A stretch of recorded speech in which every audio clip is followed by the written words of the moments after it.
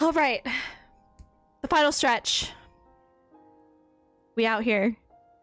Let's figure out what's going on at the Val Sanatorium, which I thought they were just using MC's name. Like, nope, that's what it's called. So I now have Zayne saying my name. A wonderful thing for me, honestly. I love working cons. I liked going to them, but then, like, I feel like working a convention, I have more to look forward to. Because I don't do a lot of panels, and I love walking the floor, but, like, what else is there? But, like, it's also fun working specifically the social media stuff, so I have a lot of fun with that. I definitely do get special privileges because I'm doing social media stuff, so it's a lot of fun for me. All right, let's do this. Cocoons!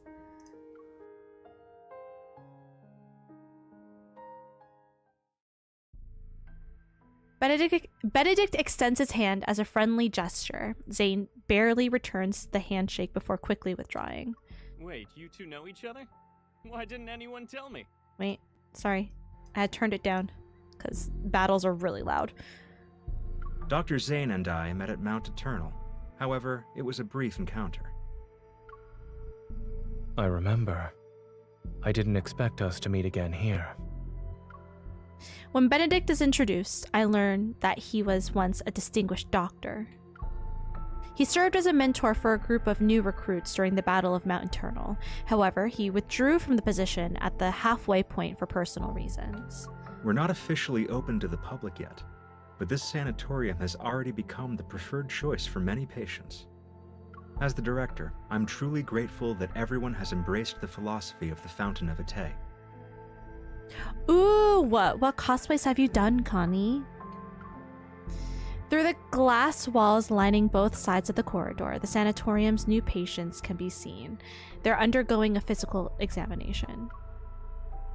Each patient is accompanied by their assigned medical staff member. The checkups proceed quickly with virtually no waiting time.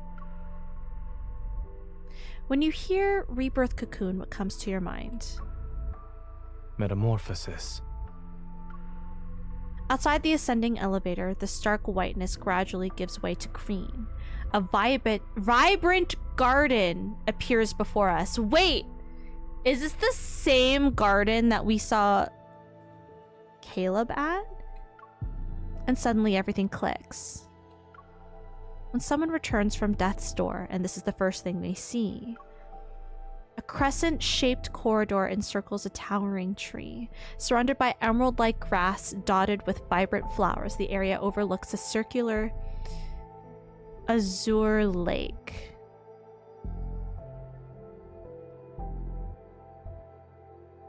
Deku and Bakugo. Ooh, those are both ones that I know. Actually, I love that. Hell yeah.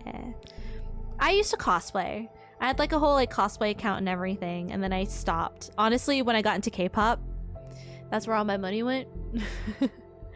And like all my energy. But it's nice to do like, I know, Disney bounding and like more casual cosplay stuff that I've done. I'm awake. Hi, Jadis. We're on the final chapter. Did you fall asleep? It'll be nice to kind of get back into it with the Colonel Caleb.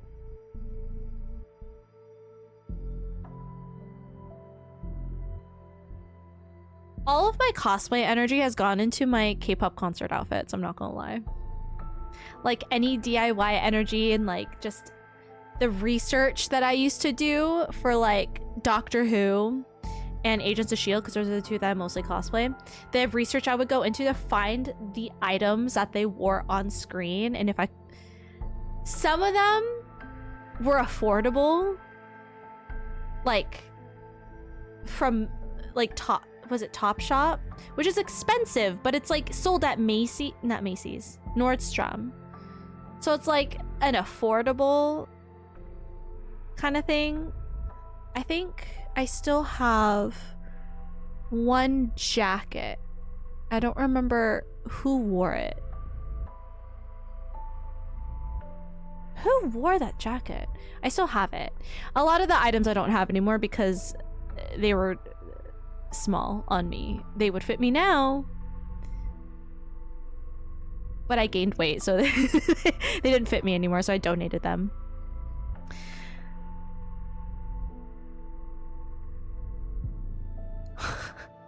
The voice of which Leon? Like the Resident Evil games? Want me to do something for you? If you would like to, just don't tell me what it is.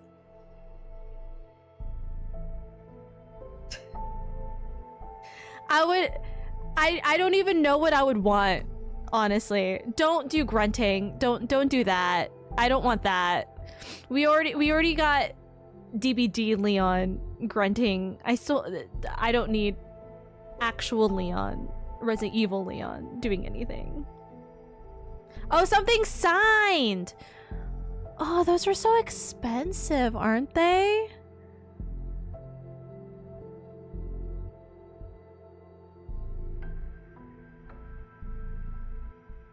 If it's expensive, don't worry about it. They'd feel like they've been given a second chance at life. To be frank, we need Dr. Zayne's help to improve our experiment's success rate. He speaks as if he's discussing statistics rather than matters of life and death. If there's still room for improvement, shouldn't you inform your patients about this so-called success rate? They're aware. Okay. The patients who've been given terminal diagnoses voluntarily agreed to participate in the experiment. It's a deal with mutual consent. If they're gonna die anyways, is what you're saying. If they're gonna die anyways, then they might as well. Besides, who would choose to wait for death's certainty when given the chance to roll the dice of fate?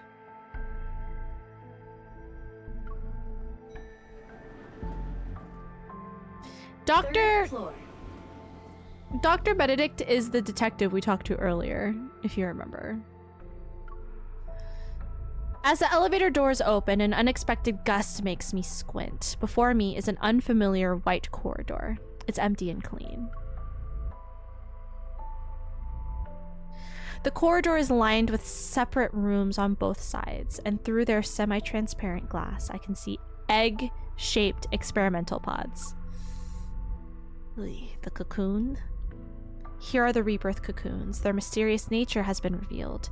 Mounted on base... I don't know why I actually thought it was gonna be like a fucking alien-like cocoon.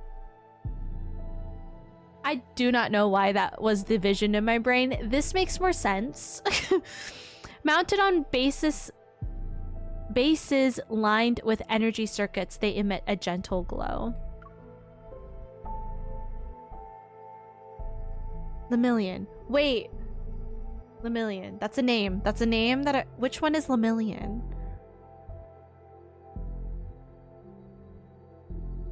Wait, Connie, which one is Lemillion? I have not watched My Hero in fucking forever. I think I stopped during season 2.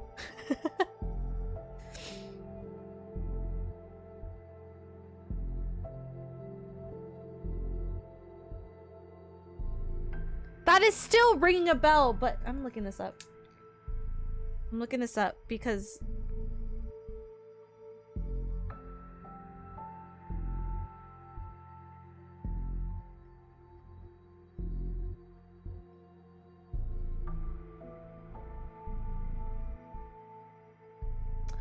Oh! Oh, yeah! Oh, yeah! Okay. I do remember. Okay, thank you. Really? That's so cool! Hell yeah, I love that. I have his derpy face tattooed on my bicep. Hell yeah! Contrary to what we expected, Carter and Benedict seem quite willing to show us everything. Yet, what we see feels like a meticulously crafted exhibition for the visitors. The light bathes everything in soft, warm tones to create a sort of cocoon effect. Even the air filtration system can be adjusted to simulate different scents based on mood. Every detail was made to spark a desire for life and create an illusion of truly being alive. A soft hum fills the air as fluorescent blue energy flows through the tubes and rapidly enters the chamber. The connected monitor displays the Rebirth Cocoon's interior in real time. Inside, a young girl receiving treatment clutches her chest. She takes deep, labored breaths. Oops, I did not mean to take a photo. Pain covers her already pale face as she breaks into a cold sweat. Her hands tremble, and she soon starts convulsing. Seconds after the device activates, her breathing steadies at a remarkable rate. Her convulsions stop. As time passes, her breathing finally becomes regular.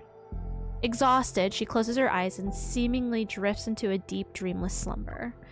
The video feed sparkles with light as text appears to indicate the treatment is complete.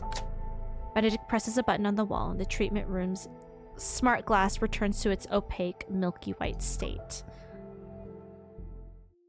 Dr. Zayne, these should interest you the most. The treatment consists of 7 sessions. Patients show significant improvement in health indicators after each one. He hands over a document that contains experimental data from several test subjects.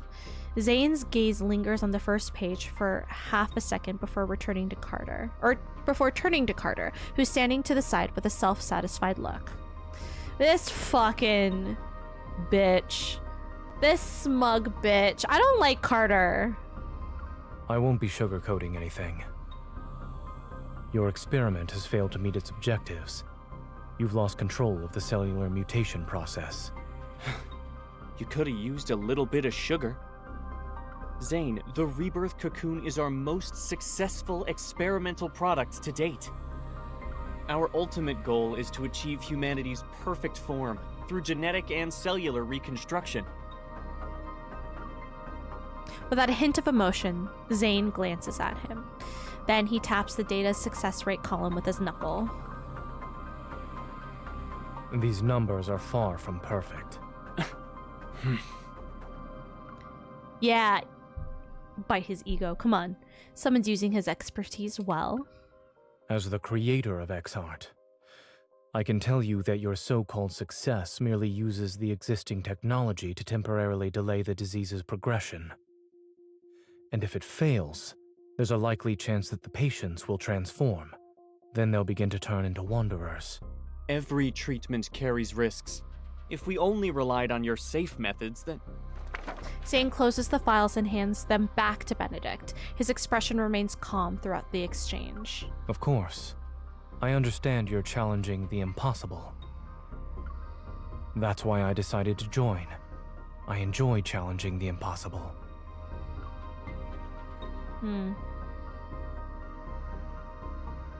As they continue their thoughtful verbal sparring, my gaze is drawn to the curved floor-to-ceiling window beside us. Outside, patients in white hospital gowns walk across the verdant lawn. They create an unexpectedly peaceful scene. At that moment, my heart detects a strange energy. It pulls me forward. This feeling, it's just like before when I was in the ruins of the Gaia Research Center. Uh-oh. I gently nudge Zayne. He understands and takes a step to converse with Benedict and Carter. Then, he successfully leads them away. Before making sure no one's around, I slip into the descending elevator. You're not allowed in there, miss. I see. You can't go there either. Miss? Visitors are restricted to the public areas on the first and second floors. We aim to respect our patients' privacy. I turn to meet the receptionist's polite yet wary gaze and nod. All right then, I'll head back. It was that way, right? I went to a spot in the distance. Confused, the receptionist turns to look and I prepare to make my escape. But I'm yanked by the hem of my top. The faint energy I've sensed disappears.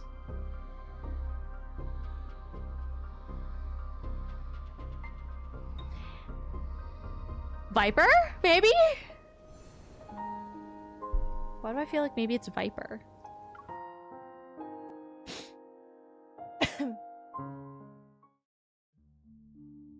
In the hallway, the receptionist has finally noticed my disappearance and is looking everywhere for me.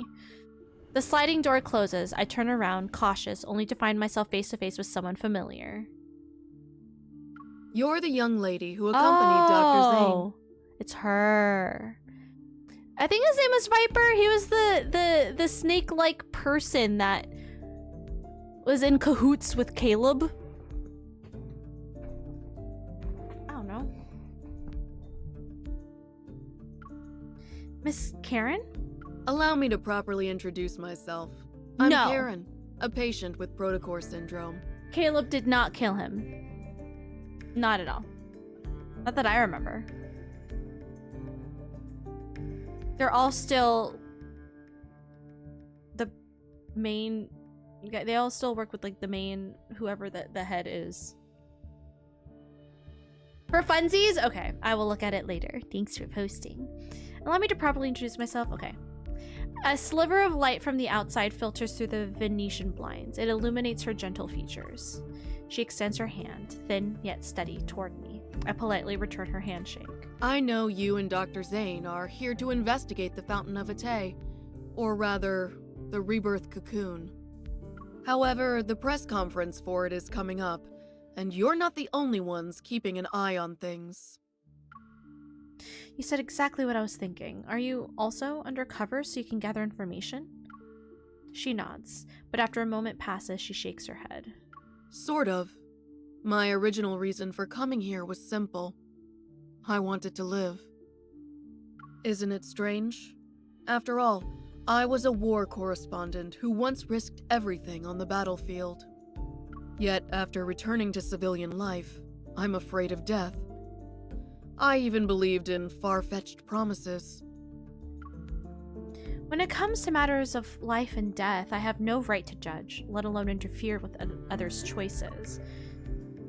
Yet, I also wondered if I were a patient, would I pin my hopes on this experiment despite knowing full well how absurd it is? But I hesitate, unsure if I should reveal what I know. You want to say that this experiment is turning people into monsters. Those things called the Alterum. I was there during the Battle of Mount Eternal. I saw people transform into monsters with my own eyes. She was also there. Whether you're trying to stop it or investigate it, 2 people won't be enough to treat this as a simple matter. She turns around and opens a drawer. She takes out a small, elegant notebook and hands it to me. This may seem sudden, but I need your help. And I believe you might need mine as well. It'll be necessary to prevent this press conference from taking place. But why would you? Questions flood my mind, but I can't find the right one to ask. As it stands, I'm their most successful test subject. That visitor just disappeared around here. The receptionist I managed to shake off earlier hurries toward us. Karen responds with a slight smile. Take this with you. When you get out, tell them you saw the patient in room A107 faint. You were just escorting me back to my room. I understand. Thank you.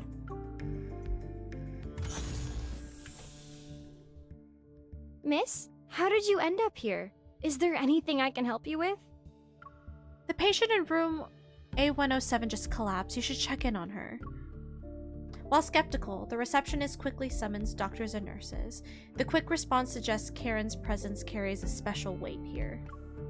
For my first visit to the sanatorium, uncovering these crucial leads is more than I could have hoped for.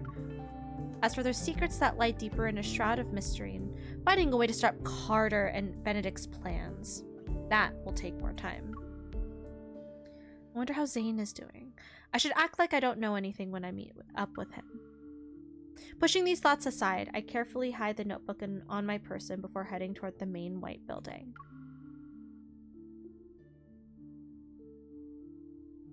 As the tour is about to end, Carter is once again urgently called away by his assistant. As the creator of Exhart, seeing your technology destroyed because of a momentary lapse in judgment, do you feel regret or disbelief. I had imagined both reactions, yet I see neither on your face. You must have been away from the operating room for too long, Mr. Benedict. You seem to have forgotten that showing emotions on one's face is the most ill-advisable thing a doctor can do. Benedict smiles and chooses to ignore the sarcasm. I'll be honest. I don't trust you, Dr. Zayne. But no one else has your outstanding qualifications and experience. It's precisely why I want to bring you on board, even when I know you don't agree with our philosophy. Since you're being candid, Mr. Benedict, I'll also discard the pleasantries. As I've said, I want to challenge the impossible. We each have something to gain, no? This collaboration could work. Is challenging the impossible your only reason? Will you really let others handle your life's work? Don't you want to find out who created those Alterum? You certainly enjoy speculating about others' feelings. I just can't help but wonder. If your bold experiment back then was completed, would the results have been different? In any case, Miss Hunter will tell you about her impressions of the tour after she's done with her disappearing act. The clamor from downstairs seeps through the window and causes subtle vibrations in the air. Calm as always, Zayne meets his gaze. I look forward to our cooperation in the future.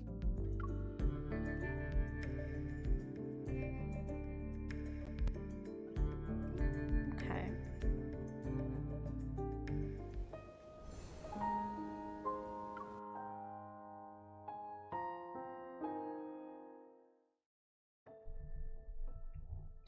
And just like that, our first tour comes to an end.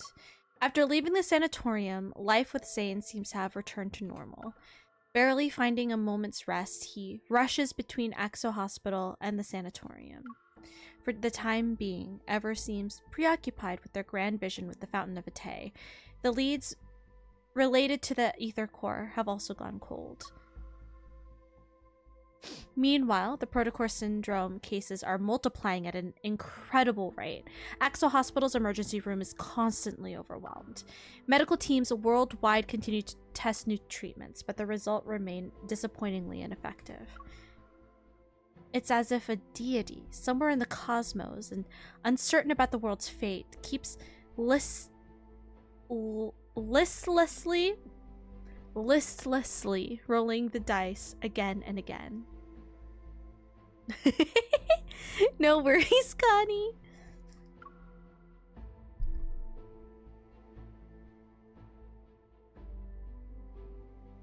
Aren't you supposed to save people's lives? My wife is critically ill and you're just letting her die. Where's Dr. Zayne? Isn't he the leading expert on Protocore Syndrome? Why can't he see us first? Doctor, my child was perfectly fine yesterday. Why did the condition worsen? In the break room. In the break room for the Division of Cardiac Surgery, the doctors and nurses can finally get a few minutes of rest. Exhausted, they slump into their chairs. We're humans, not gods. We want to take care of everyone too. In 3 days, Ever will officially unveil the Rebirth Cocoon at their press conference. It is designed to treat Protocore Syndrome.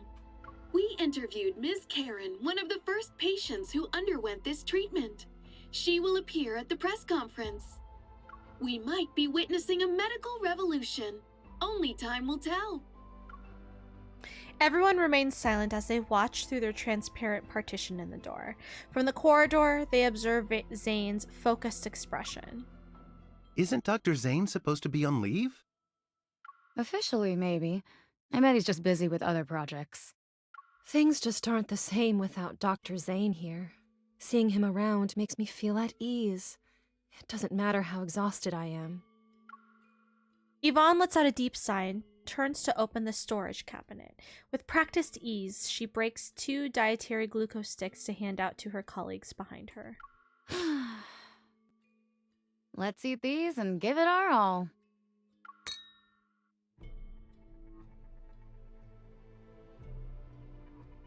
"7:10 p.m. Very specific time. if I get sick, will I turn into a monster? No. Really? Will from the bed next to me said these crystals will eat us and turn us into big monsters. Dr. Zayne, I'd like to process my child's discharge papers. If you could... Lexi's condition has shown improvement. I advise you not to transfer hospitals at this time. But everyone's saying Ever has a new treatment. We really want to try it. 2:20 a.m. The pulmonary artery aneurysm has ruptured. There is insufficient blood volume for circulation. Dr. Zayne, we can pronounce the time of death.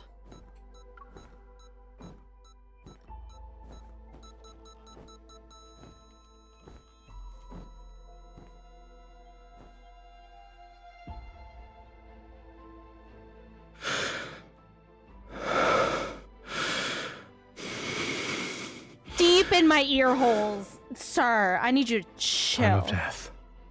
2:23 a.m. Notify the family. So deep in my ear holes. Using the wall to support himself, a teenager in a warm green hoodie staggers along. He stops to catch his breath after each step. Every organ feels twisted and turned inside out. His nerves scream from the agony and pain. They threaten to rob him of his strength to stand. His vision blurs as he collapses against the wall. His arms shake uncontrollably as he tries to brace himself. Something races beneath his skin. Is this the same teenager we saw last time? I'm not a monster. I don't want to become a monster. The violent urge surges through him once again as he stares at his hands. They are covered in sharp crystals. He's fighting against the impulse to plunge them into his own heart. Yet, he can't bring himself to do it. Cold snowflakes fall onto his body that's reached a fever pitch. A man's steady footsteps approach. He stands at the end of the road, his tall figure nearly blocking out all light from the street lamp. The teenager can still make him out, however.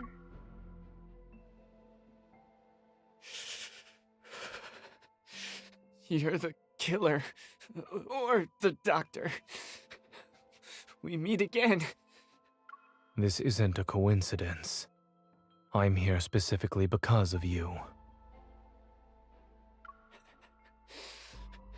Is that so? Am I turning into a monster? He forces his eyes to close for a moment. Even his vision is starting to blur. The man clad in black slowly approaches him. The teen feels an unexpected sense of peace. I knew you'd save me. Just as something foreign bursts through his skin to strike at the man before him, the teen hears the crystalline sound of ice forming beside his ear.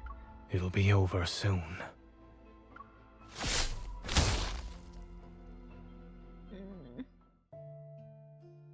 The patient in room A103 is experiencing memory loss, continual emotional detachment, and exhibiting behavioral patterns that differ from usual. 3 days after entering the Rebirth Cocoon, the boy from room A210 disappeared without a trace. The patient from room A379 experienced a violent episode while awaiting treatment. The Rebirth Cocoon's performance has improved. I was chosen as the ideal test subject. They believe I'm the closest to success. The notes Karen gave me consist almost entirely of observation reports on other test subjects. Her journalist's instincts made her distrust this research project from the start. She had already noticed something was off about it. This is... A worn, creased photo slips out from between the notebook pages. Its edges reveal the countless times it's been handled. In the photo, Karen is holding a little girl who's no more than 3 years old. Both of them are smiling at the camera. Is that her daughter? I quickly understand why she wants to live despite her doubts about this project.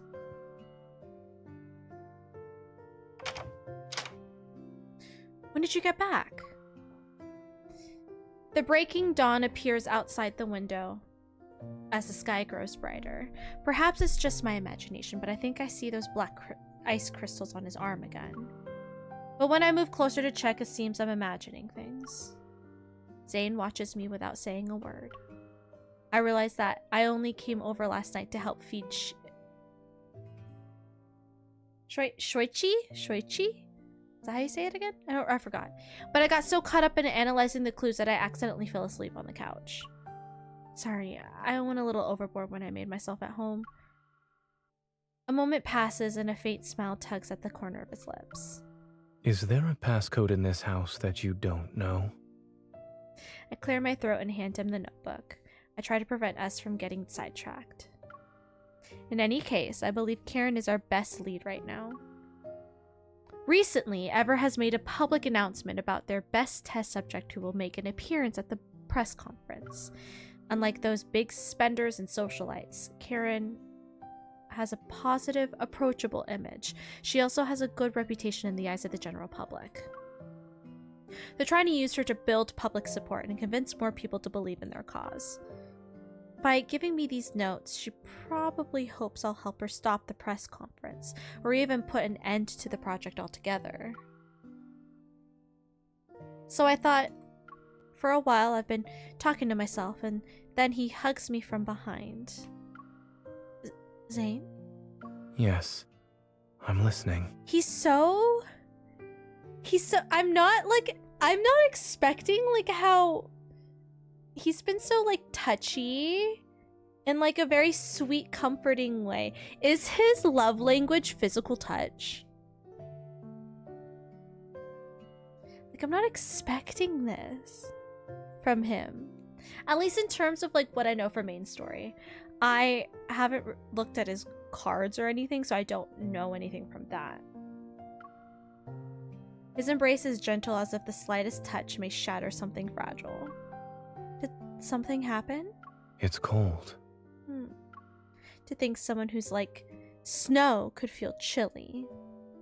I pause before turning around to embrace him.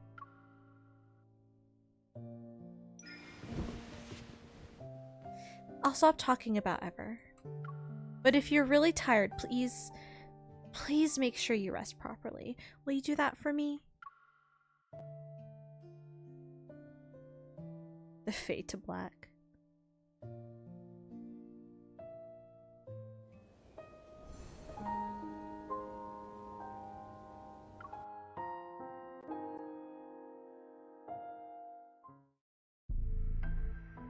There are less than 36 hours remaining until the press conference for the Fountain of Atay. I would assume he's more affectionate in cards. We see more about them in cards than we do in main story. Hence, Xavier being fucking spicy where you would not expect it. And then with Silas being such a teddy bear in his cards, and then you don't really see that as much in main story. There are less than 36 hours remaining until the press conference for the Fountain of Atay. Before returning to the sanatorium to stop it, Zayne and I quickly come up with a plan. I need to approach Miss Karen again to figure out a surefire way. Meanwhile, Zayne, who already has connected with the core researchers, will cover for me. Whether it's diseases, wanderers, or the Alterum. They all stem from humanity's instinctive fear of things beyond their control. The deeper this fear takes root, the more likely people are to mistake absurdity for miracles. And whenever appears as a savior, they will gain a congregation of devoted followers. Zayne, the energy source I detected wasn't my imagination. I'm still not confident in utilizing the spatium core, but another visit might help us discover something new.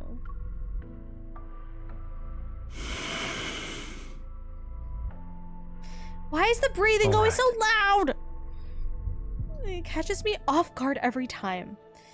Zayne nods. I was prepared for a lecture about not using my power, but he says nothing. Here, put it on. To ensure the mission runs smoothly, I've borrowed cutting-edge equipment from the association. It's not just him. It's like all of their breathing is like really loud for some reason. The state-of-the-art invisible earpiece, modified by engineering prodigy Simone, oh, love her, is now no bigger than a grain of rice. I also have a small energy firearm. It's capable of bypassing most detection systems currently in use. I place the earpiece in my ear and gesture for him to come closer. Zayne obliges and leans down.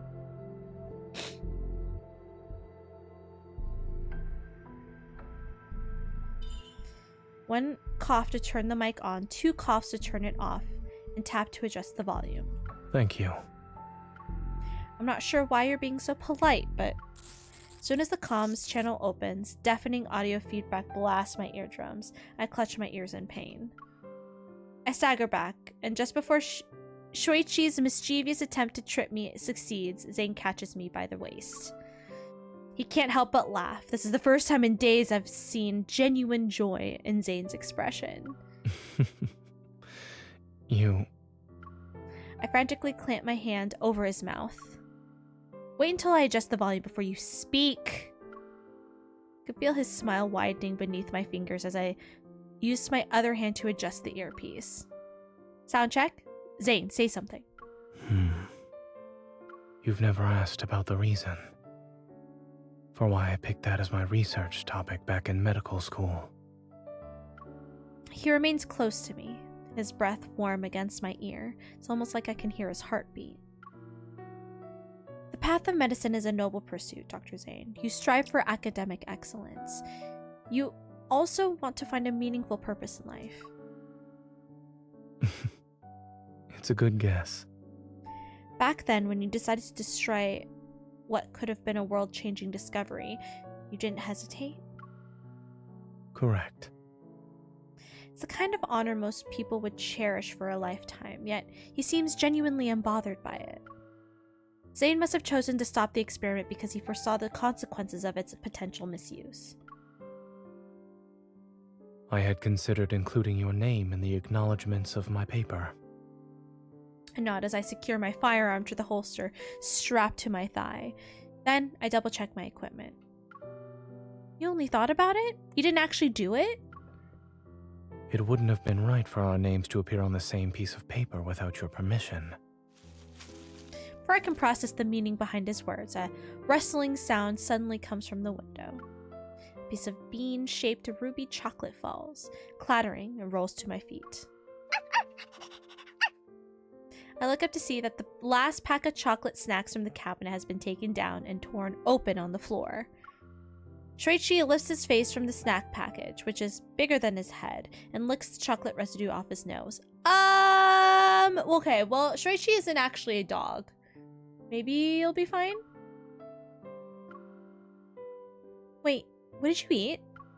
My body moves before my mind can catch up. I quickly pick up Shuichi and check the empty package. What is it? That's a great question. A dog-like animal, but it's not a dog.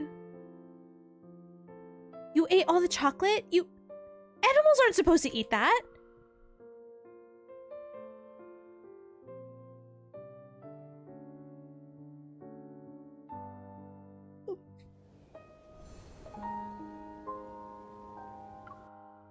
I'm determined to finish this. I know I'm yawning a lot, but I'm determined to finish this.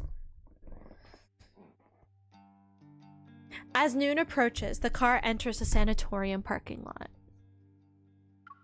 Since Zayne holds an internal role here, he's been granted limited clearance to the facility. I plan to slip in while he keeps a receptionist occupied? Safety first. Distracted? Safety first. You too. He doesn't look back when he leaves, but he suddenly raises his hand for a quick high five as our positions shield it from view. With my... Did he really go for a high five? With my biosignature concealed, the omnipresent security camera scan doesn't trigger anything. Their red indicators blink before moving on. Dimitri might be crazy, but I have to admit the ID camouflage chip he gave me is really useful. The lush... Oh, that's right! Because that's in the... She got that from the N109 zone! Oh, that's awesome. The lush trees and flower beds scattered throughout the sanatorium provide the perfect cover. Dodging staff members in the courtyard, I make my way to room A107 from memory. That's where Karen is. The staff will change shifts at approximately noon. There's a small window of time. To be more specific, there's a small window of time where no one checks the rooms. My shoes scrape against a smooth wall as I wait for the staff to leave. Once they're gone, I slip in through the window. Karen's eyes widen slightly at my entrance, but she remains quiet. Sorry, with the press conference coming up, they tightened security. Could only use this method to visit. I expected as much. You're clever for figuring out how to find the perfect moment. I understood the message you sent when you gave me those notes. That's why I'm here. Are you really going to give up? If we take this chance, you might actually have a shot at making a full recovery. Karen shakes her head. After surviving so many close calls on the battlefield, I'd say death has already been more than generous. That's fair. She reveals a peaceful smile and looks at the sunlight streaming through the window. When I first entered the cocoon, I dreamed. And in that dream, I had made a full recovery. I got to watch my daughter grow up. I was there for every important moment of her life. At her wedding, I hugged her while crying. But the face reflected in her eyes was unmistakably that of a horrifying monster. Her gaze dims. Outside the window, a butterfly drawn to the artificial flowers in the vase crashes against the glass again and again. When I came to my senses, I realized I wasn't hugging her. My hands were around her throat. I only wanted to hug her. So why did I make her cry? Sensing my hesitation, she pulls the IV line from the back of her hand. My dear, have you heard of Zhuangzi's butterfly dream? No. I've always wondered who was really dreaming. Was it the butterfly? Or Zhuangzi himself? If I can't tell who I am anymore, then the whole world has become my cocoon. The time I still have doesn't matter. I've made my decision. What would you like me to do? The press conference is scheduled for noon tomorrow, less than 24 hours from now. In an hour, they'll place me in the cocoon for my final examination. You need to locate the cocoon's power supply and cut it off completely.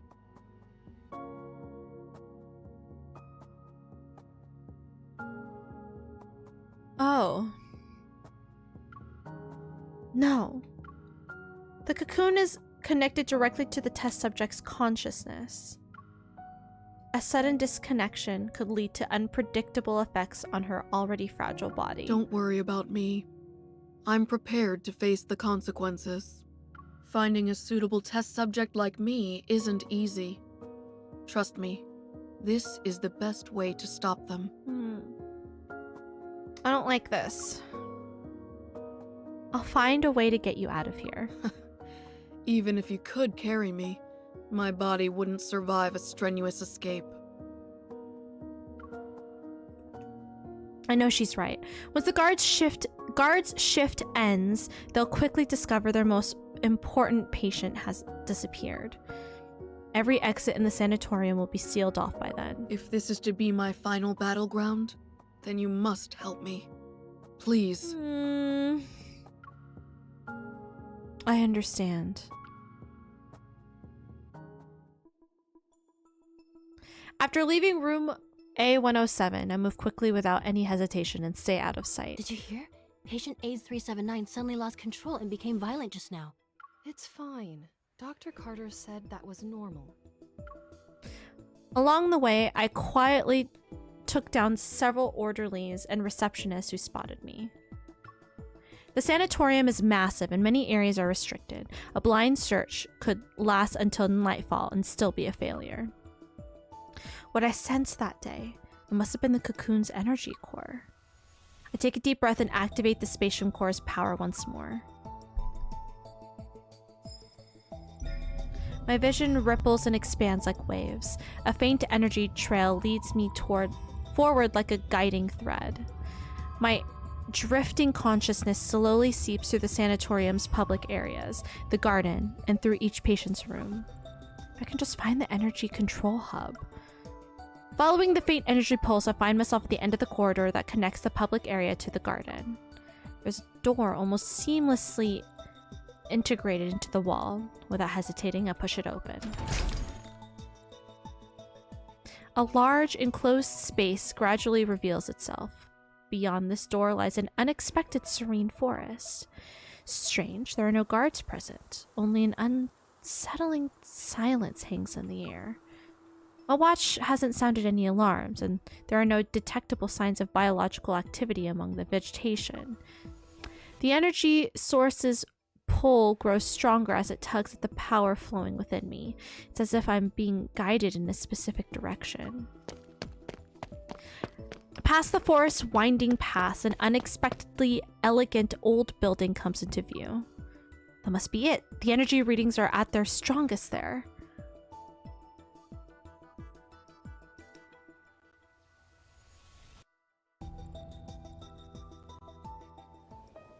We're going through this quick.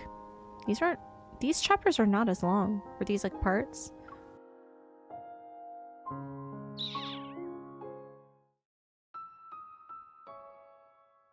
With Zayne's help these past few days, the cocoon's data and performance have shown improvement. Carter is in high spirits. He genuinely believes his junior has switched to the dark side.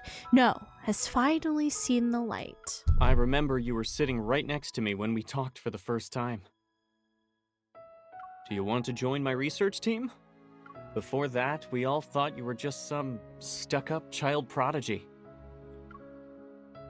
Dr. Noah used to say that one person can go fast, but a group can go far. Besides, your theoretical research was undeniably superior. A look of surprise appears on Carter's face. Back then, you were the youngest and quietest out of everyone.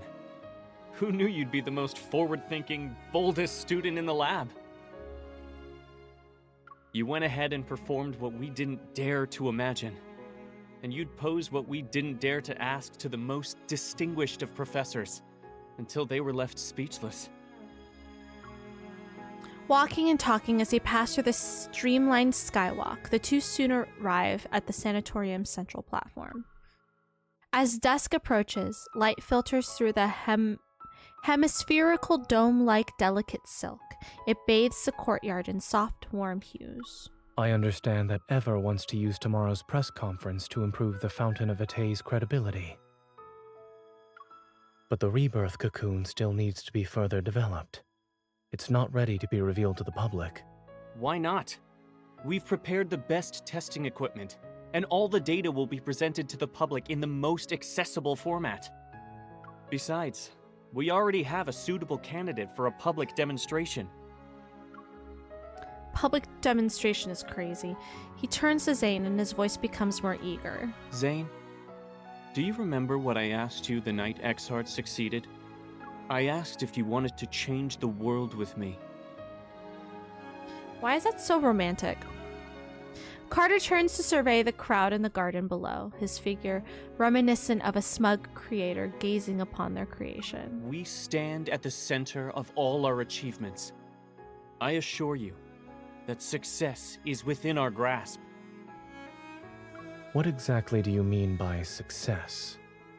Are you talking about unpredictable success rates? Or how quickly you dispose of your defective specimens when they fail? Ooh! The smile on Carter's face freezes. Then it slowly disappears. In the past, they were patients you fought desperately to save.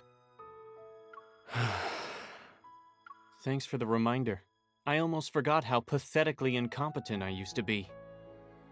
Why is it that when I was a powerless doctor, the lives lost under my care were somehow forgivable? But when I strive to be a pioneer, you suddenly care about the injustice done to those who were already destined to die. When did you become such a coward, Zayne? That incident at Mount Eternal? Let me rephrase that. You've always been better at confronting death compared to me.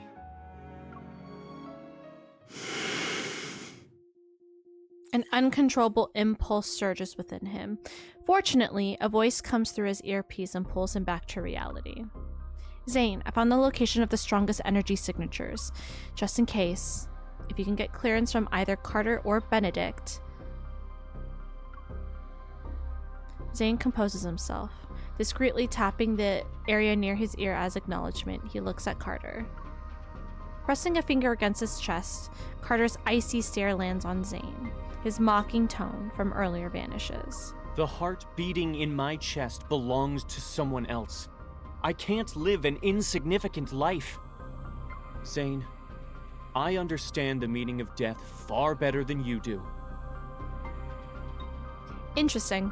If these sacrifices are necessary, then so be it.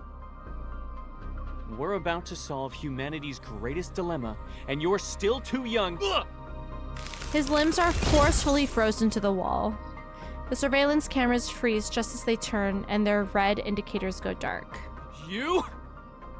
Zayne, you dare to freeze me? The statute of limitations hasn't expired yet for your academic plagiarism.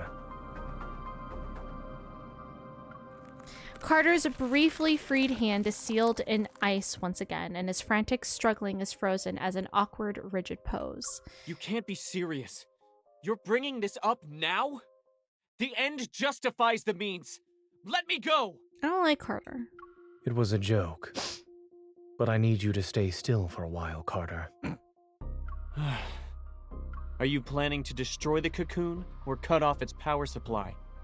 The sanatorium has 6 independent operating systems. Pulling the plug won't be possible. If this place allows someone with malicious intent like me to freely come and go, then that just shows how confident all of you are. What are you actually trying to do? Carter glares at him. His junior pauses thoughtfully before calmly shaking his head. I won't tell you this time, Carter. I have a more trustworthy colleague to work with now. And that's us. Good night, Jadis. Have all the good sleeps, all the sweet dreams. You didn't come here alone this time. What's that girl up to? This is murder! You're taking away these patients' only chance at survival! Murder?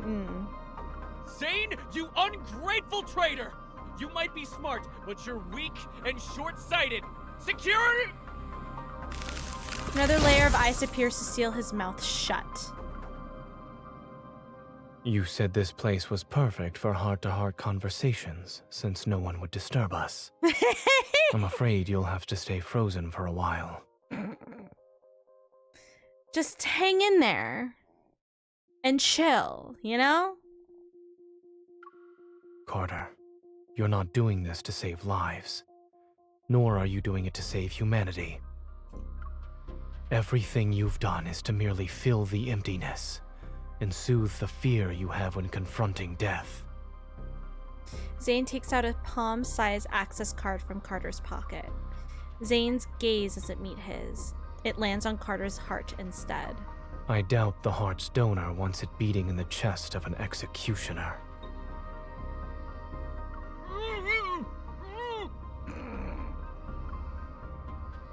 Oof. Oof.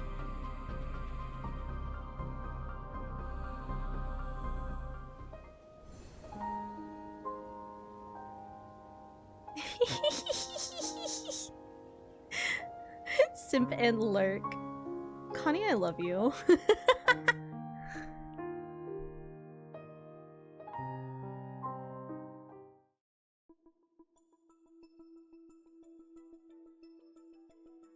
Oh, is this when this happens? Also, this place looks beautiful. A holographic display takes up half of my field of vision. The green dot representing Zayne is moving toward my position. Not expecting much, I take a deep breath and place my hand on the door. To my surprise, it opens with a gentle push. Light streams through the glass dome and lands on the floor. It reveals an elegantly decorated reception hall. The space is completely empty. Only the sound of footsteps echoes to break the silence. Zayne, I've sent you the coordinates. That's where the energy core is. Don't worry. I'm just... As soon as my hand touches the railing for the staircase going up, the scene before me flickers and vanishes. The comms channel is dead. I pull my hand away to take half a step back. I turn as colors fade. Like running water, they flow out. From the ceiling, walls, and floor, they all melt into an endless expanse of pure white. It's like a white tomb. I'm honored you decided to visit. Ooh, shit. Ooh, shit. I hear a slightly amused voice behind me. I whirl around to find Benedict standing in the middle of the reception hall. I'm not sure when he appeared. While I'm startled, I need to look composed right now. You've done a good job at preparing for the press conference, Mr. Benedict. It's going well without you. Touches the wall, and the white space suddenly dissipates. It returns to its original form, a reception hall. Miss Hunter, you should have been the most successful test subject. It's a shame you weren't one of ours.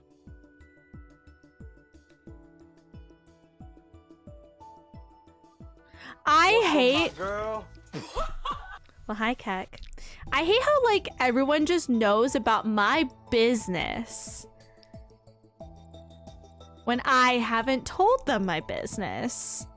Excuse me. After all, every experiment here exists for one purpose: to create beings just like you. I fucking hate that. A gunshot explodes in the empty reception hall. I'm tired of hearing you ever people talk about the same thing. Let's skip the formalities and get to fighting. Just as the bullet approaches him, crystal shards suddenly burst from his arm to pulverize the projectile. Oh, right. I forgot to mention something. I'm one of the Cocoon's successful specimens. You could have said that earlier. Quickly switch out the regular bullets in my magazine for energy rounds designed to fight wanderers. Then I shoot at him. But Benedict seems to have anticipated this. At his signal, several shadowy figures surge forth from the darkness. Several Ultra move with inhuman speed, like savage beasts. They lunge toward me. You're calling for backup already? I guess you aren't really a successful specimen. Quickly stepping to the side and spinning, I dodge in the nick of time. The Ultram crash into one another. Hi, Shivy! I am. I hope you are too. I don't plan on dragging this fight out. Zayne will be here soon. Finding the energy core's location is the highest priority. I activate the spatium core's sensing ability again. There's a faint energy signature coming from the top floor of the building. And then, everything before my eyes becomes indistinguishable once again. As the light shifts and wavers, thick fog appears from out of nowhere. It rolls in and blurs even the faces of the Ultram. Play with them for a while. My senses stop working, and my vision is plunged into an endless void. Overwhelming dizziness washes over me. Desperate, I try to stay conscious in spite of the vertigo, but my legs give out and I collapse onto the cold floor. I know I've reached my limit. Just before I lose consciousness, the sounds around me fade in the void. I feel someone firmly grab my wrist. The churning sensation of instability vanishes when I open my eyes. Are you okay? Where does it hurt? Under the flickering light, I can barely make out Zayne's worried expression. Before I can say I'm fine, a searing pain erupts from my chest and flows through my entire body. I press my hand against my chest, but the physical pressure does nothing to ease the pain. Stop trying to sense it. You look pale. I grab his hand. Gritting my teeth, I tell Zayne everything that just happened. After them! Where did they go? Don't speak. Keep your breathing steady. Zayne. Zayne quickly surveys our surroundings. He pulls my arm over his shoulder and helps me walk. It's not there. Go straight, past that barrier. We pass through the wall. The Alterum are right behind us, but it seems they are fooled by the elusive hologram. Thankfully, this space hasn't been warped. Zayne pulls me into an empty room and slams the door. Ice covers it, but the Alterum have us cornered. They claw at the frost and create this sharp grating sound. Ugh. Nails on a chalkboard. Everything in front of me blurs into patches of color. I try to grab Zayne's hand again, but my strength fails me. My hand weakly slides down his sleeve.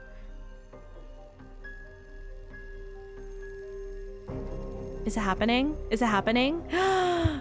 It's happening. It's happening. I'm taking these off.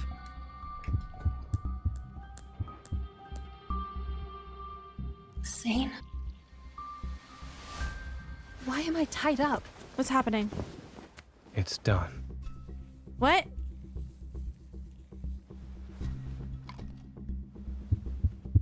What did you inject me with? A suppressant. The energy in your heart has Okay. surpassed your tolerance threshold. This will ease the strain. Okay, that makes me feel better. I was worried that Better now? he may have gone dark. He's holding my hand. Zayne. He's got big hands. The suppressant won't last long. We need to leave now. Fluctuations. It's metaflux.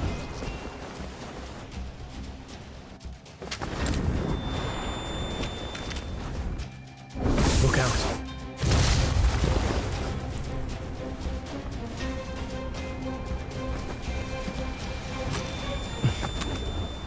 Fire.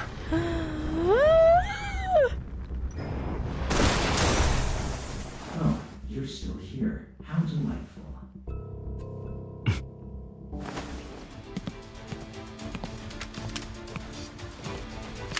Oh my god, this is so hot. Of course we would survive.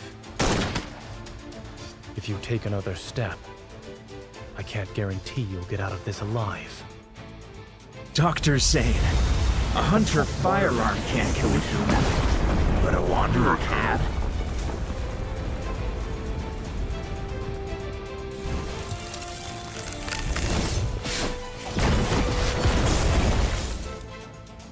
I need the lag to chill. Oh my god.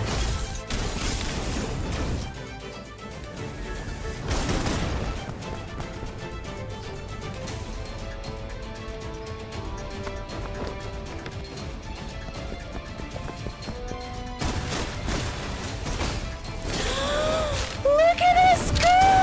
Look at us go! If that's it, then... He underestimated us. Watch your heart. 30% of your evil should do.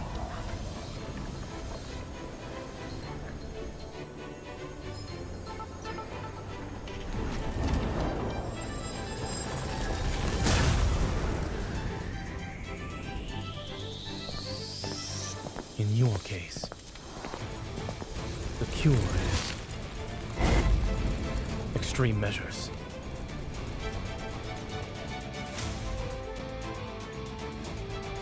Bro, that was so good.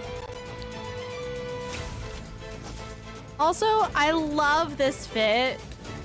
Love this fit. And turn it down a little bit.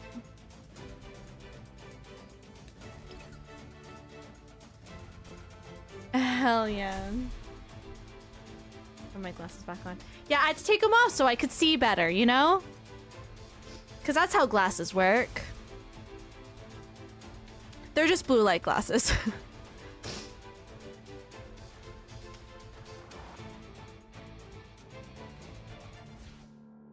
Damn. We'll depart when you're ready. Let's see who's a successful specimen. Oh. Oh, they give him voice lines in this too. Here I go.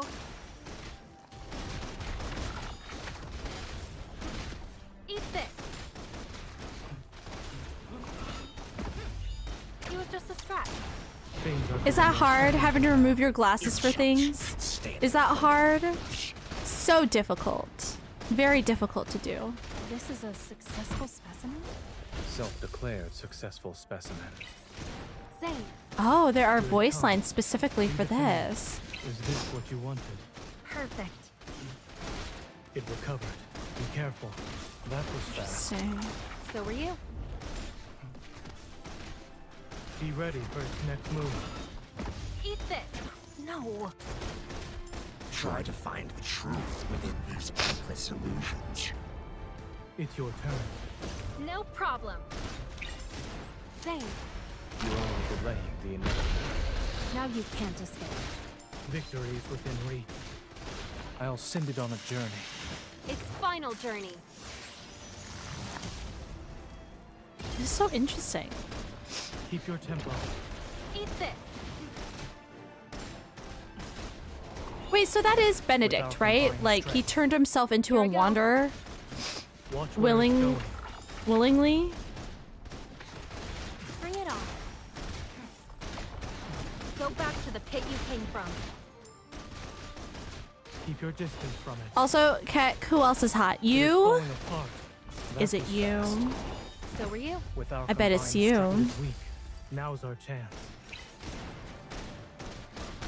We finished it in one attempt. Let's go. And it wasn't messy.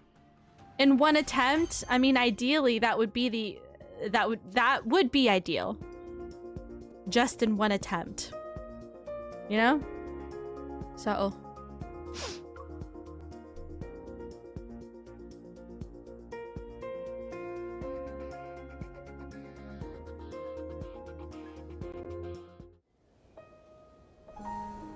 Oh, yeah. The fighting styles is very interesting, for sure. Like, I don't usually like playing with the gun anymore, but my two mains, their myths are with guns. So, what, Lumiere and Caleb?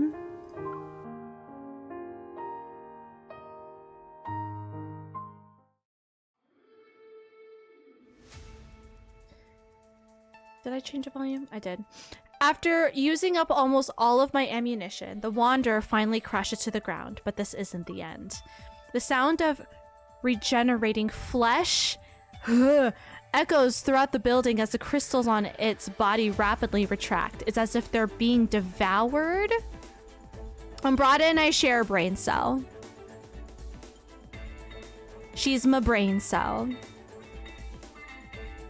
We are two halves of one brain cell. It's okay, Miss Hawaii. You're getting all this lore now, and that's all that matters. The sound of regenerating flesh echoes through... Oh, I read that already. I don't want to read that again. In just a few seconds, the Wanderer has completely regenerated and takes on Benedict's appearance. Wait for an opening first. Then we'll retreat. There's no point in continuing this fight. Zayne is right. Benedict isn't our primary target right now. Just now, something about Zayne seems off. That flash of black crystal, the killing intent, the cold indifference in his eyes. Ah. Okay, well that was a little too quick for me to read. The flash of black crystal, the killing intent, the cold indifference in his eyes, it all vanished in an instant. Maybe I imagined it. A strange unease rises in my chest, but there's no time to dwell on it. I fire my last bullet at Benedict as a grayish-white mist fills the reception hall. There's another good example of my seamless coordination. Here is another good example of my seamless coordination with Zayne. Now's our chance. Go.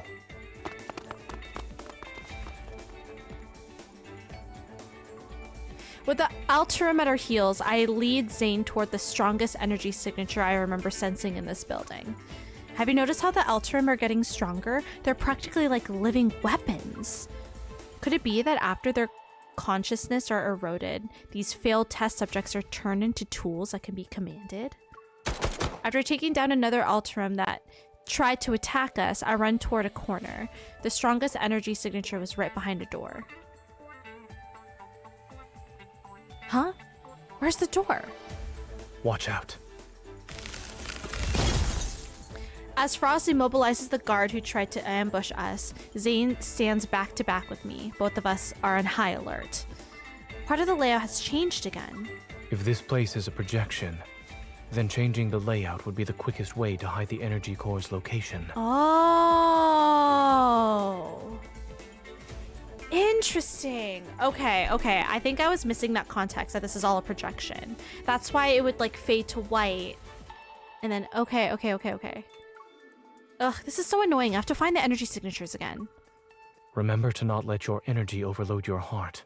I don't have any more stabilizing injections. Speaking of which, where did you get the one you gave me? Knowing how a certain Miss Hunter tends to overuse her evil, I came prepared. I'm not that predictable, sir. When you restrained me earlier... It was because you were too strong.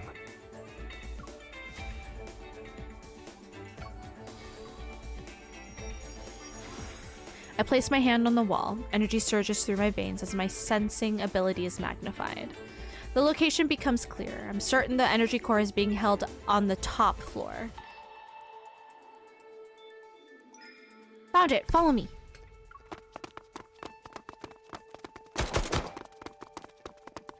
The last Elterim is knocked down to the area below. Only me and Zayne are on the top floor. At the end of the cold, white corridor stands a single door. It's as if our only option is to move forward. This is it. Zayne and I exchange a quick glance before swiping Carter's ID card against the scanner. Welcome to the Energy Core Control Room, Dr. Carter.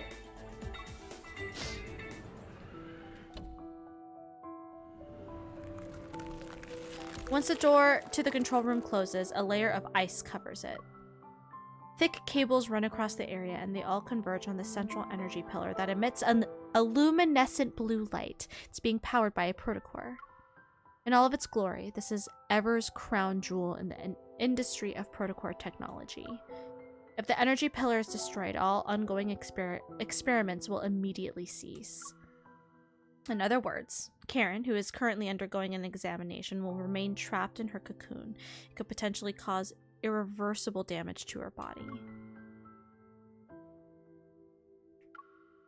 Are you worried she might regret her decision? Maybe. We gotta do it, though. Ugh. I hate it, but we gotta do it. I can't betray her trust in me. Or rather, I believe in her choice. I remember the first time I held Karen's hand. It was thin, delicate, yet surprisingly strong. Zayne raises his hand and hurls a shard of ice toward the luminescent. Zayne, wait! Carter's voice rings out from the overhead speakers as the surrounding glass walls instantly become transparent. I can see Carter has arrived. Catching his breath, he's standing in the reception hall we were in earlier. Zayne, leave this place, and don't you dare destroy that energy core! Do you remember how much time and effort we put into this? You're not the boss of me. Without a hint of emotion in his eyes, Zayne gives Carter a slight nod. Amid the chaos, Benedict calmly stands behind the crowd. He smiles as he raises his hand to his ear. You dropped your facade sooner than I expected, Dr. Zayne. Is it because of your sense of duty as a doctor, or a resolve driven by guilt? Believing that you can guide humanity's fate so you can control life and death is the epitome of arrogance. Isn't thinking you have the right to stop any experiment that crosses the boundaries of life just as arrogant?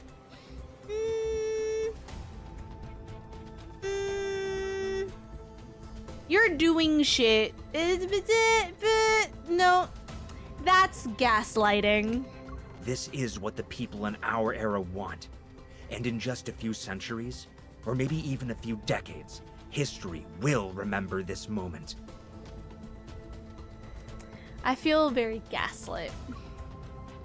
You have no right to speak of such things. Tell him. Why don't we watch and see how the future unfolds? Even if you've stopped Ms. Karen's experiment and prevented the press conference today, you can't stop the tide of progress. It's more or less the same rhetoric. Did everyone ever attend the same corporate seminar or something? Ah, yes. I have one more question I'd like to ask you, Dr. Zayne. What?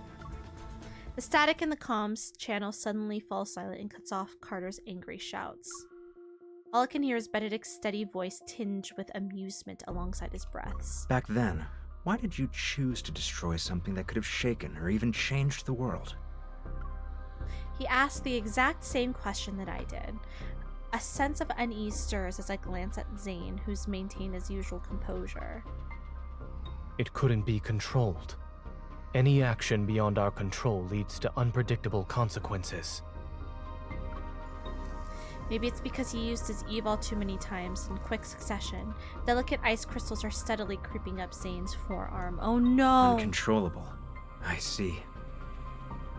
Your rationality is an absolute, the very thing that drives you to eliminate any possibility of losing control. It affects the smallest things about yourself to the greatest matters of this world. That's why you killed William at Mount Eternal back then, yes?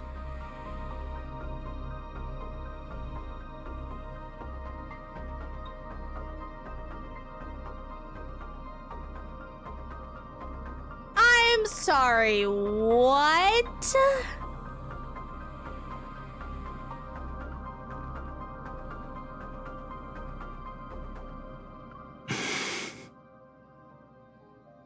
You really are capable of such cruelty. You struck down your mentor and friend who fought beside you. Even I would have hesitated. Cut to the chase. A long time passes before Zayne's voice breaks the silence. Although his tone remains calm, his ragged breathing gives him away. You're here to atone for your mistake. That much is certain. But you also wish to uncover what you think is the truth. For example, surely there must be an explanation for why those Alterum look so much like everyone who died at Mount Eternal. In the tense undercurrents of this moment, a harsh truth slowly surfaces. I'll tell you, those people at Mount Eternal were this experiment's first batch of failed specimens. Your companions, William, all your guilt and suffering, I'm the one who caused it. His tone is almost nonchalant, yet every sentence is like a knife straight to the heart. A discovery that could have shaken the world to its core, abandoned because of a moment of cowardice. You made their deaths as meaningless as those of the failed Alterum.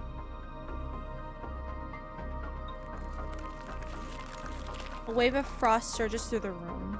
A bone-chilling cold... Let me read! A bone-chilling cold creeps up from the floor. The windows, walls, and floors are sealed under thick layers of ice. They form intricate crystalline patterns. Zayne!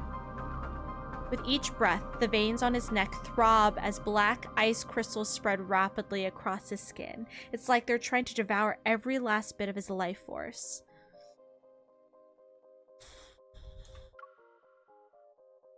This isn't the Zayne I know. This is the merciless Grim Reaper who emerged from the depths of hell itself.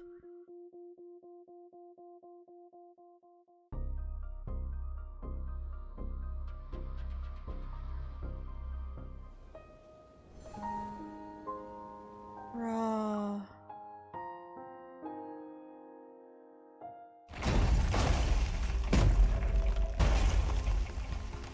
The door that had been sealed with ice bursts open. Having completed their transformations into wanderers, the Alterum try to overwhelm us like a tidal wave. As soon as they get close, sharp icicles pierce their chests. The shards of ice then explode outward like a violent storm. More Alterum advance. They crush the fallen ice crystals beneath their feet as they crawl over corpses to reach us.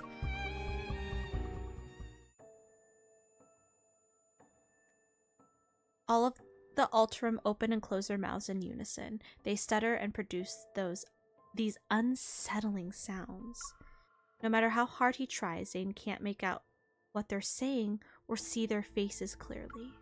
The nightmare wraps around his body like a phantom. It coils behind him and whispers fate's curse into his ear. Aren't you a doctor? Am I going to die? Pay for this? I didn't sacrifice everything just to become someone ordinary and powerless. One day, you will hurt her. He clutches his chest and feels as if the icy wind stabbed it. He stares at the corner of the tent, fluttering the snowy gale with a distant, otherworldly gaze. William, who had just finished a surgery, pauses in surprise. Then he smiles and holds out his hand toward him. Nightmare? If you can't sleep, then we can go for a walk. Everything that just happened, it seems to have been a dream. He stares at his fingers, the blood, the girl's shocked expressions. It was all just a dream. It was just a dream. It's unfortunate we couldn't save the patient today. Don't be too hard on yourself. You're not wrong, Umbrata.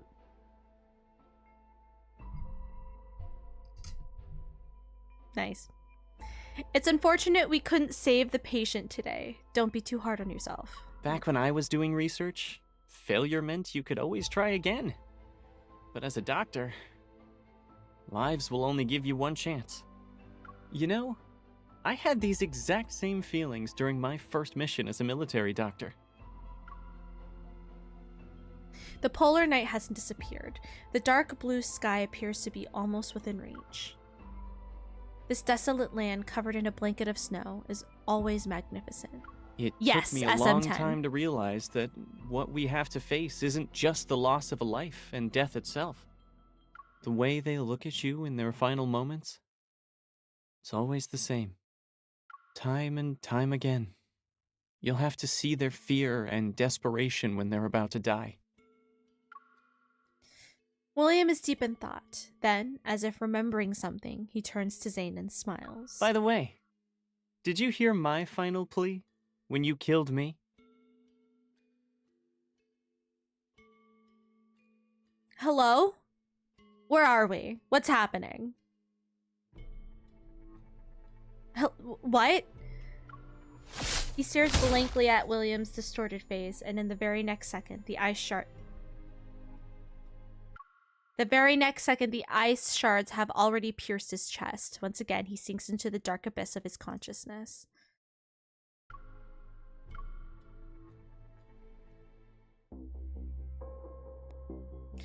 There are more of them. They're actually using the Ultram as weapons.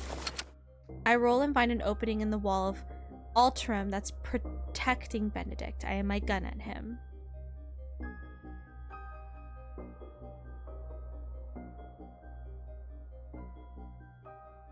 I also see it. I get you, Miss Hawaii, I get you. But before I can pull the trigger, brilliant ice flies toward Benedict. Benedict smiles. He crushes the ice shards embedded in his chest. You're different from the man I was talking to earlier.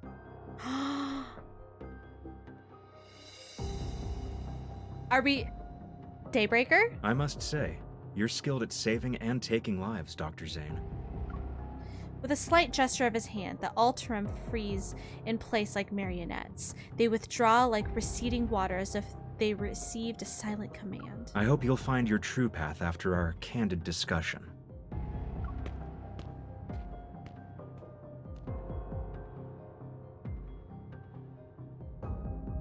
Soon enough, only the two of us remain in the vast, cold control room. Ignoring everything else, I rush past the dissipating ice crystals to Zayne and cradle his face in my hands. Zayne. Zayne, look at me. Listen to me. No matter who Benedict is, I'll always keep a bullet just for him, starting today. Zayne's labored breathing shows how intense the pain is. The black crystals emerge from his neck and continue to spread out. His ice-cold fingers are slowly slipping away from my palm. You need to wake up from this nightmare right now. These hands that saved countless lives should never be stained with the pain and guilt that don't belong to them, especially not because of scum like Benedict. Zayne, you have to... These few seconds feel like centuries, and then he finally rises... And then he finally raises his head to look at me. He slowly tenses, and I see myself reflected in his icy gaze.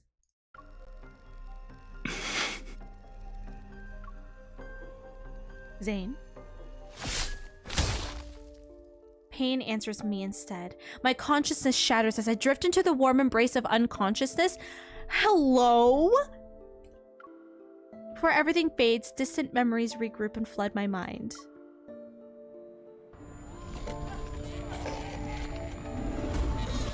The ground is littered with the remains of wanderers. They're slowly dissipating. Meanwhile, searing pain burns my chest. Struggling to push myself up, I see my blood-stained hands are small and thin. Did this happen when I was little? I look up. There's a young man with a familiar face, but his expression is frighteningly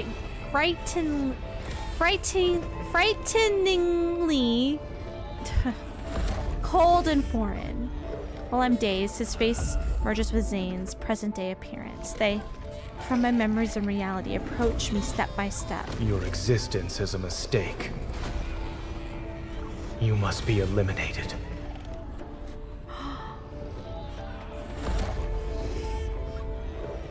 It's as if black frost has covered his eyes. Having materialized in his raised hand, sharp ice crystals hurl themselves at me.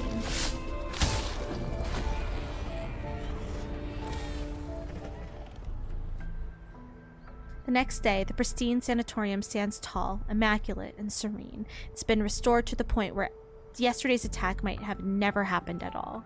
Wherever and whenever you need us, we will provide you with healthcare services of the highest quality.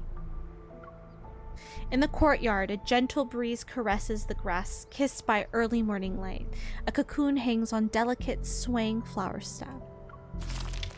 The faint sound of struggle can be heard from within. Light reveals the outline of tightly folded wings behind its translucent walls. Moist and tender, it breaks free from its cocoon, and in the refreshing air of rebirth, those wings slowly take to the skies.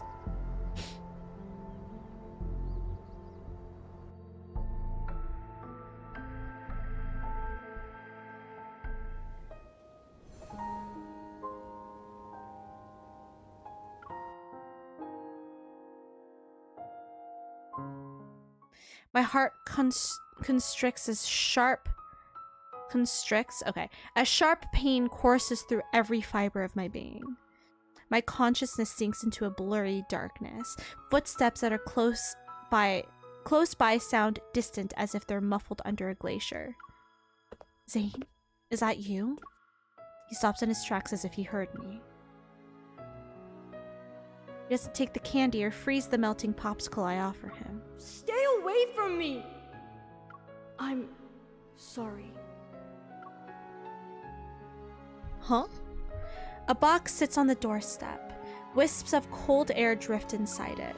Inside the box lie 3 misshapen snowballs, remnants from what Zayne was still learning how to use his e-ball as a kid. Really? Zayne knows I got hit with ice when watching the seals, and now he made snowballs to tease me. I heard footsteps. Did he already leave? I don't see anyone nearby. As I hold the box closed, an inexplicable sense of loss washes over me. I want to say his name, but something catches in my throat. It silences my voice.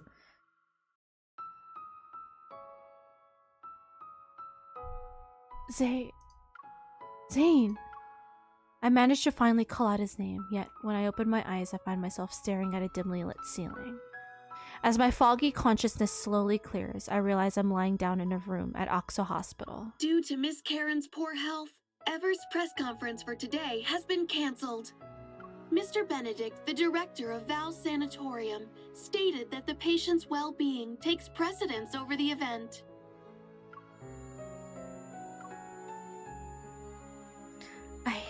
hand waves before me. Its owner's lips move as they say something I can't make out. How many fingers am I holding up? Looking down, I see my wounds have been bandaged and the pain has mostly subsided. I sit up and take Yvonne's hand. Where's Zayne?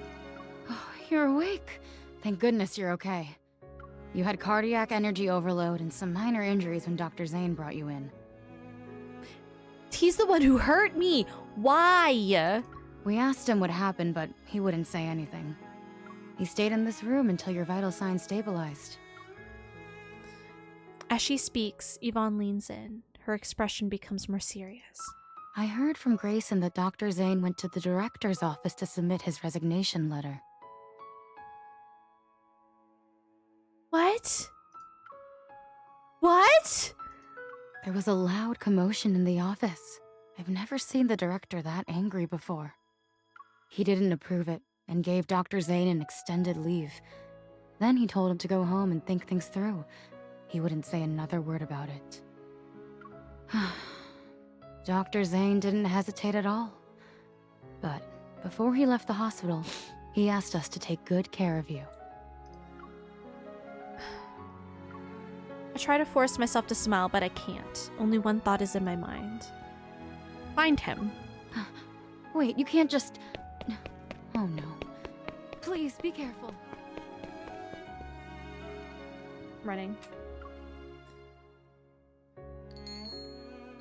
I'm sorry. We haven't seen him. Sorry, we haven't seen anyone who matches your description. Dr. Zayne! A few days ago, he said he'd be traveling to remote... Oh, you must be that young lady. This is our new menu item for today. Would you like it to go? Wait! Dr. Zayne already paid for it! Zayne's home, his favorite dessert place, the cafe near Oxo Hospital. I visited every place I could think of. But there's no trace of him anywhere. Late into the night, I enter the passcode to his house again. I'm clinging onto one final hope.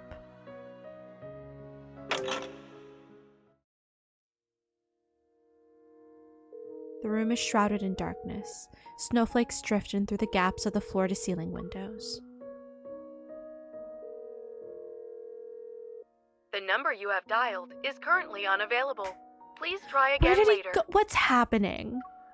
Memories that are no longer dormant slowly flood my mind again.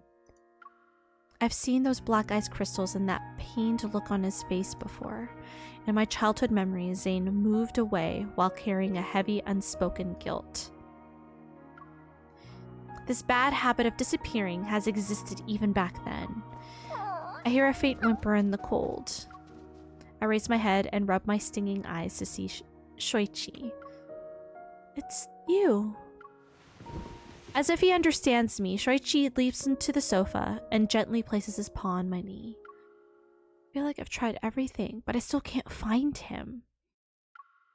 I hold Shoichi close, my trembling voice barely above a whisper. I didn't realize it cracked until now. Please, can you help me one more time? Take me to him.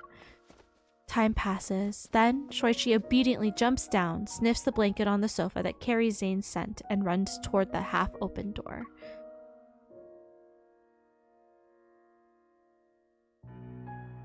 Oh. In the darkest hours of the night, it's snowing again. Large snowflakes dance around the glowing streetlights. They settle on rooftops, streets, passing cars, and the shoulders of pedestrians. After running for a long time, Shoichi stops in front of a pitch-black fence. He circles it a few times before signaling me to follow him. Where am I? The streetlight illuminates the faded writing on a sign. This is a public cemetery in Lincoln City. It's almost the final resting place for those who have no place to call home. It's also, not to say almost, it's also. Shoichi quickly vanishes into the darkness. I steel myself before running after him.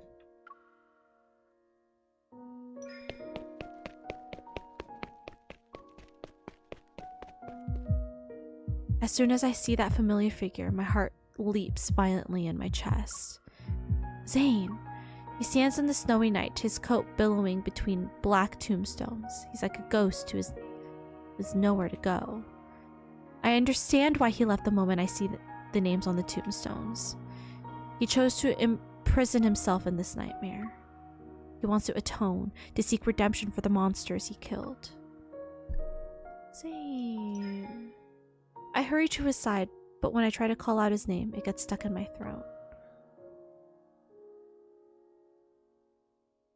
Why are you here? Questions overwhelm my mind, but I don't know what to ask about first.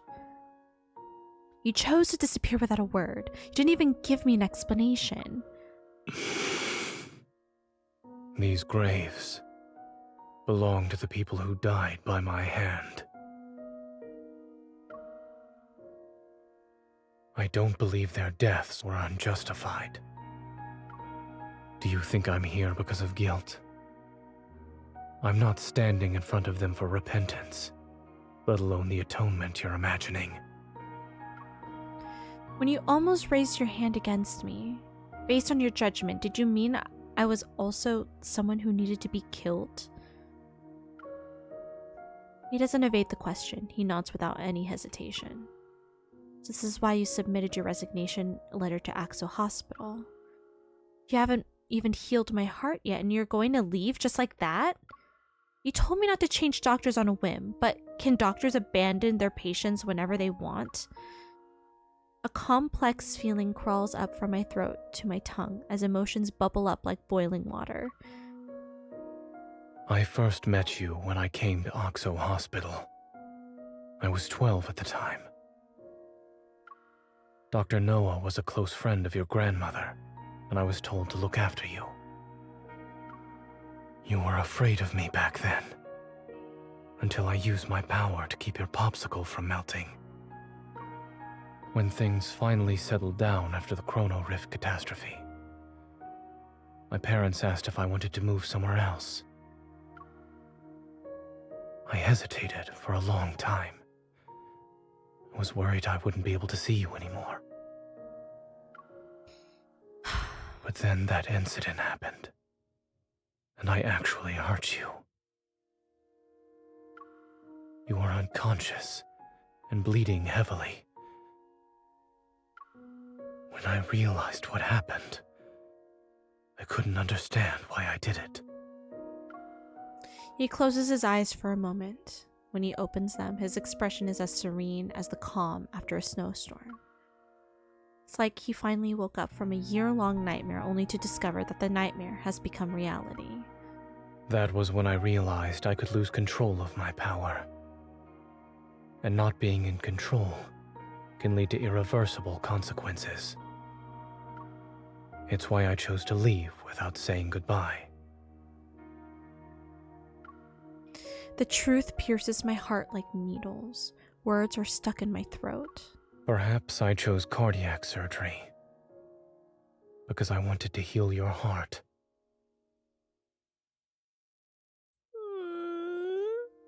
Or maybe I wanted to make amends for what I did back then. Even I don't know. He keeps his gaze lowered and his voice is as soft as melting snowflakes. But I didn't hesitate when I chose the field of medicine. When I first recited the Hippocratic Oath, I truly believed I would become a good doctor. I believed I would save many people, including the one I had hurt before. It doesn't seem like he noticed my obvious shock. Zayne just gazes calmly at the weathered gravestones. Until that night on Mount Eternal, when I killed William. But you didn't have a better choice at the time. Once again, he lowers his emotionally detached gaze. Do you really think a killer can be a doctor who saves lives? If something like this happens again, you might regret the fact that you tried to keep me close. Are you saying your nightmares are destined to become reality? Will I turn into a monster that needs to be killed one day? I didn't expect him to answer, yet he shakes his head. I don't know. So are you avoiding me now because of logical reasoning? What about your feelings? If we're going by pure logic, then now is the time.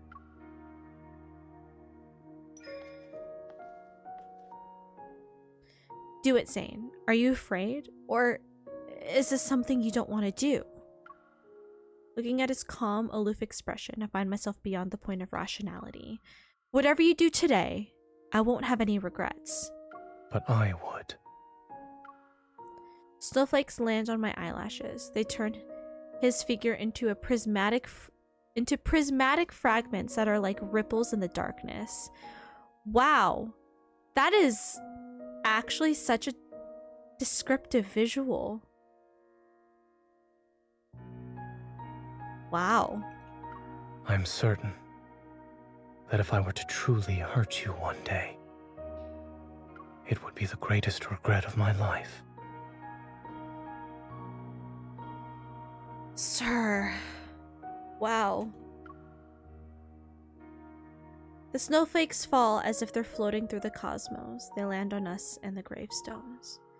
We stand in silence, neither of us exchanging a single word.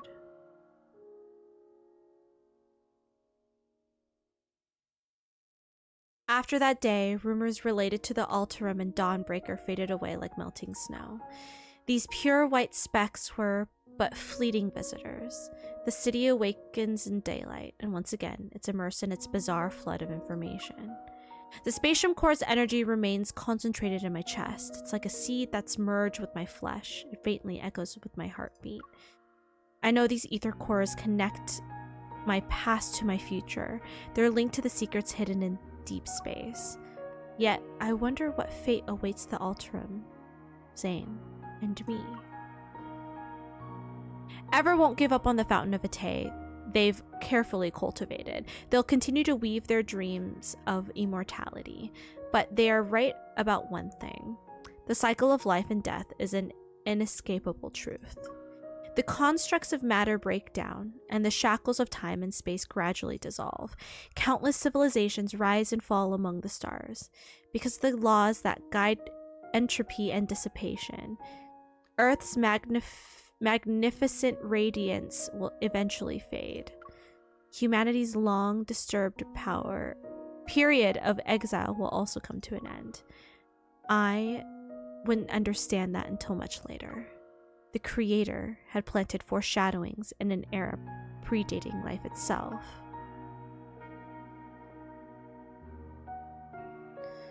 Wow.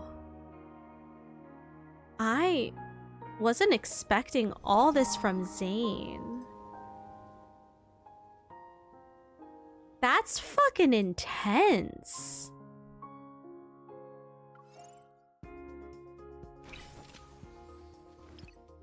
That's so intense.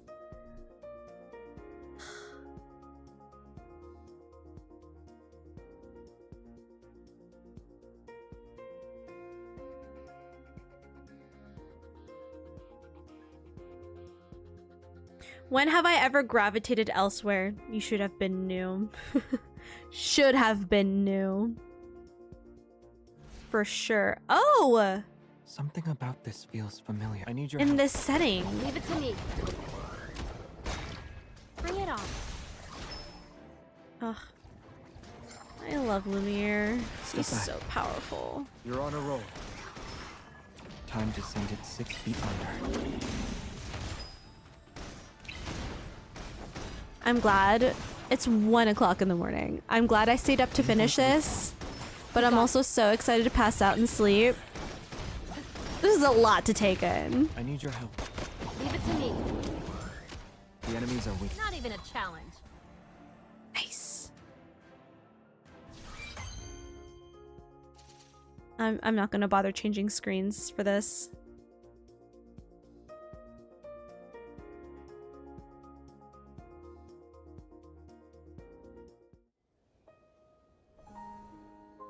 So I wonder if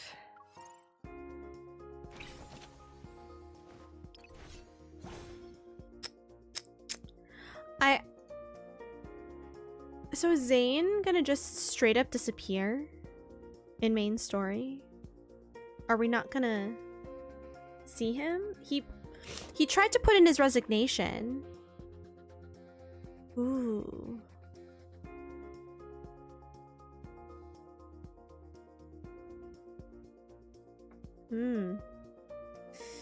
I really want more Raph in main story content now. Feels familiar. I need your help. Leave it to me. Especially after seeing that Raph Can I get a little bit of help here? may have been involved in the Gaia Research Center as well. Go back to the pit you came from.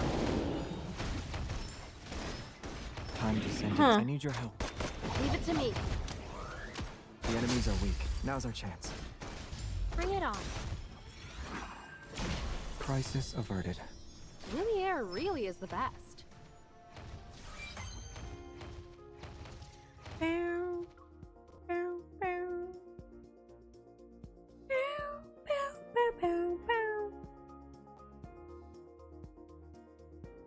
One final battle and then we're done with this section. Crazy stuff.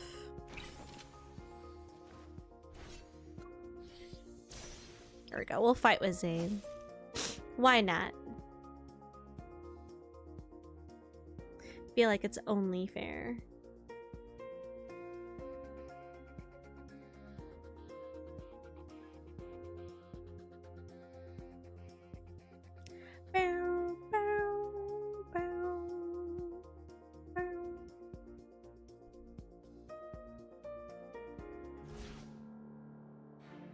This location needs to be...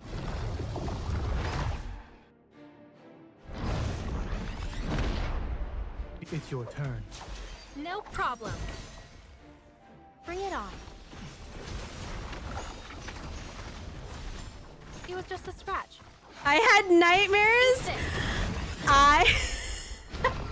Keep your distance, or else you'll get I hurt. felt so bad, but I was laughing so hard.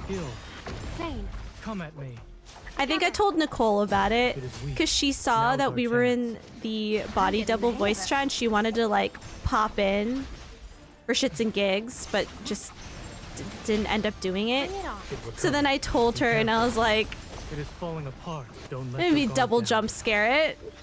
That would have been Threats fun. are only temporary. Melting like snowflakes. Can you imagine? All of a sudden Nicole comes in and she ada-adas.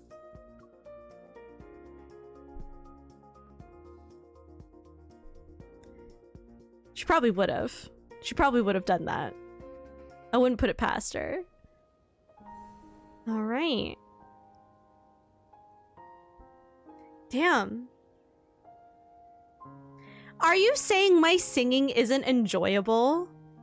Rude. I was singing Rise. How dare you?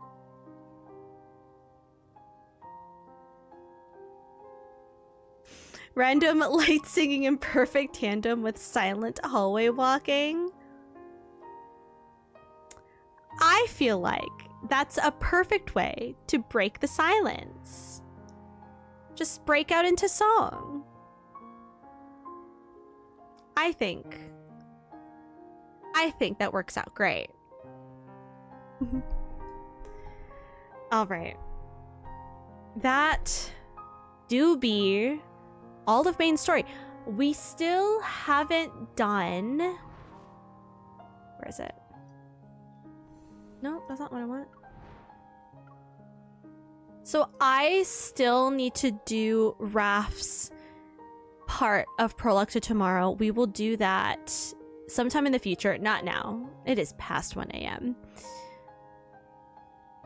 But I'm pretty sure everything about the fountain we find out more through Raph's. So I am missing context. I mean, I'm able to still piece it together using context clues, but I think I'm missing a chunk of context, which is fine. But other than that, we are caught up on everything. So now I wonder what the next chunk of main story is gonna be. And is this gonna be when they introduce another love interest to us? Like, I wonder.